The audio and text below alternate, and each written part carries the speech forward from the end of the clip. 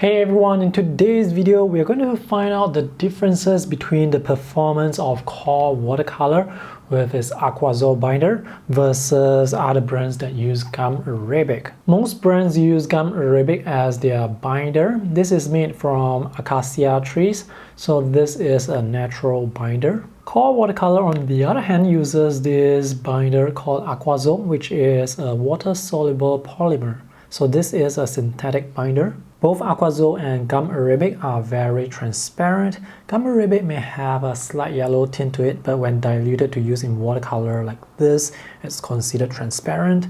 They are very water soluble. Aquazol is supposed to have greater strength in the sense that with aging, it should be stable. It doesn't crack. And also Aquazol is used for art conservation because it's resoluble. If you need to remove anything, you can do so because it's resoluble. Another characteristic of Aquazol, well, at least according to Golden, that makes Core Watercolor is this binder can hold more pigment compared to gum arabic, so you can actually squeeze more binder in the same volume in Aquazol. So the colors are supposed to be more intense, and also there is supposed to be minimal color shifting when the paint is wet versus when it's dry. So the colors when wet and dry, they should look the same. So in today's video, I will be swatching out the colors. I will be mixing the colors within the brand, and I will also mix the colors with other brands to see if Aquazol watercolor, if it works well with gum arabic watercolor. The colors that I have chosen all use the same pigment. So we have PY150, which is transparent yellow in MaimeriBlu. And this is Nickel Azo Yellow, PY150 from Core. And Daniel Smith Nickel Azo Yellow, PY150. And this is PR122. This is not some scientific test, it's just a very casual test to see if there is any difference. PR122 have different names with these three brands. It's Verzino Violet with MaimeriBlu, Quinacridone Magenta with Core, and Quinacridone Lilac with Daniel Smith. And lastly, we have Ultramarine, PB29. And this is Daniel Smith's version. So for this part, I don't see any differences between the brands. The colors are intense and they perform very predictably. Next, we are going to mix an orange using MaimeriBlu. So that was MaimeriBlu PY150, and this is MaimeriBlu PR122. I have the paper tilted so the water is flowing down. And now we have Core Watercolor.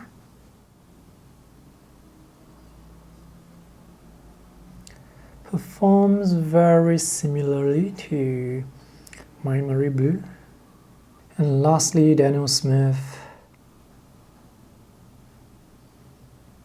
I use a bit more red here.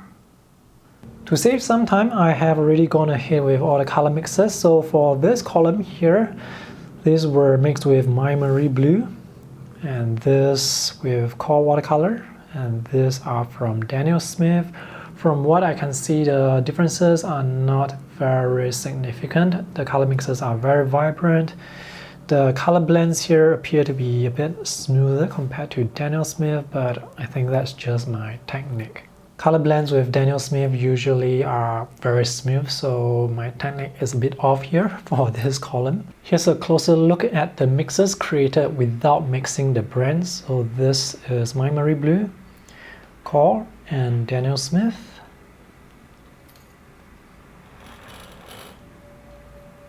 This is MaimeriBlu, Core, and Daniel Smith. And lastly, we have MaimeriBlu again, Core, and Daniel Smith. And now let's mix brands. So we have Core Yellow. That's going to be mixed with Daniel Smith's Quinacridone Lilac.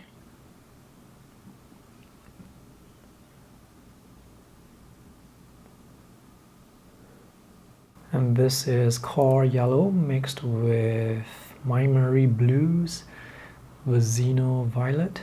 And lastly, Daniel Smith's Yellow, Aquazol Yellow mixed with MaimeriBlu.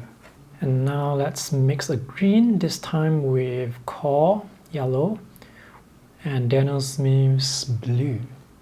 Daniel Smith's Ultramarine Blue. This is Core Yellow with MaimeriBlu's Ultramarine. And here's a closer look at the mixes created by mixing brands. So we have Core mixed with Daniel Smith, Core mixed with MaimeriBlu, Daniel Smith with MaimeriBlu.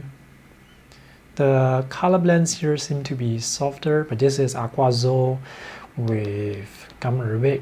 This is gum arabic with gum arabic, so not really very significant differences. Core with Daniel Smith, Core with MaimeriBlu, Daniel Smith with MaimeriBlu.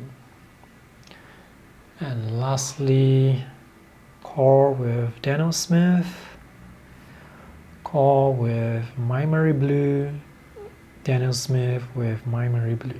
Again, the color blends, they look quite soft, quite gradual to me. I still have some space on my paper, so maybe let's do some wet on wet testing. Let's see how the color runs when the paper surface is wet. So this is Core. You can see how the color spreads out. This is very interesting.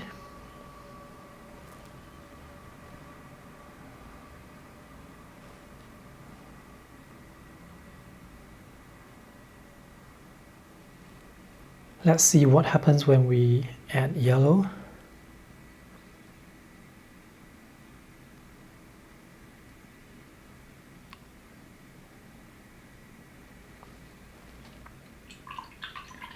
The paint does spread out, but once it hits the yellow does spread out, but once it hits quinacridone magenta of Core, it sort of stops there.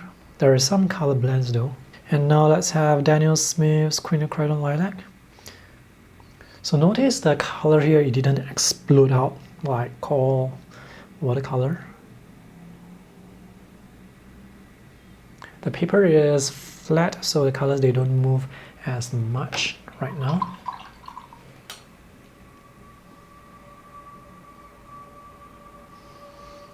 Aquazol Yellow from Daniel Smith.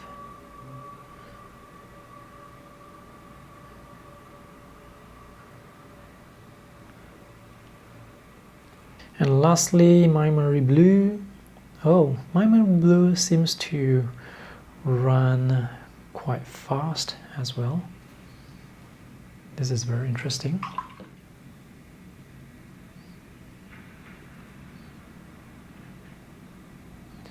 So there may be some other ingredients inside this perhaps that makes the watercolor run.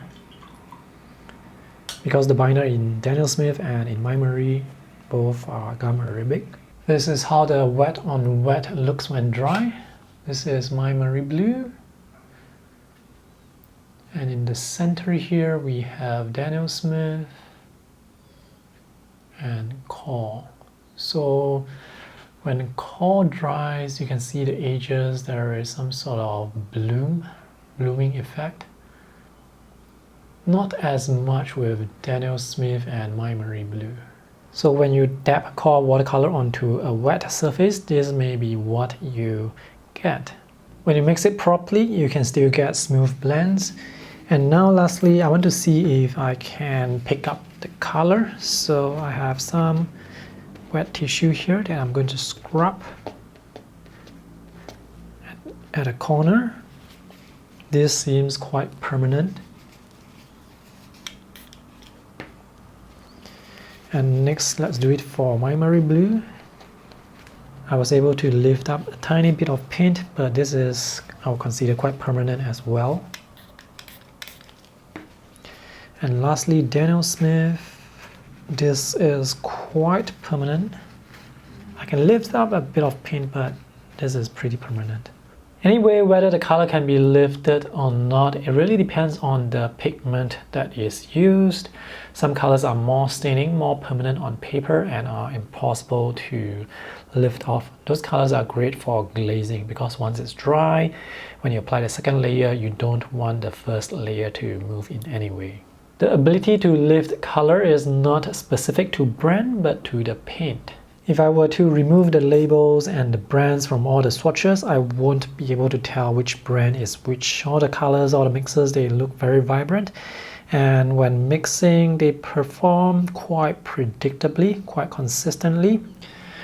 I would be able to tell if I were to dab the paint directly onto a wet surface because Core watercolor, the behavior is quite noticeable, it's quite obvious. That mostly have to do with the Aquazol binder. With Daniel Smith and MaimeriBlu, I won't be able to differentiate between these two. As for the color shift when the paint is wet versus when it's dry, I don't see much differences, maybe because all of these brands, they are heavily pigmented. Anyway, this is not a conclusive or scientific test. I would love to hear from you if you are using Core watercolor. Let me know what you think about this brand. Do you see any differences between Aquazol versus MaimeriBlu? My experience with Core watercolor is very limited, so I'm very interested to find out what you have to say. Let me know in the comment section below. Alright, thanks for watching today's video. See you in the next one. Bye!